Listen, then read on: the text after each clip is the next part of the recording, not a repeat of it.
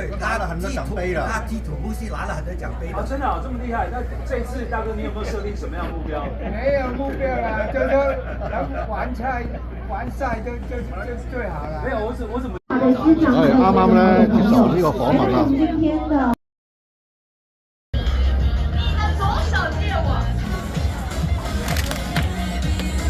捕捉一下画面，我们站位可能还是要后退一些些。好的，小捕捉人们，我们待会要记得，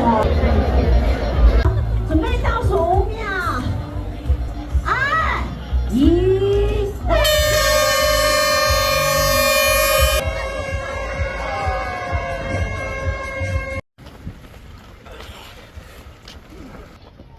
經過附中，轉埋呢個彎，運動場啊！最後一個圈，最後一段啦。好，個終點。加油加油，恭喜完賽！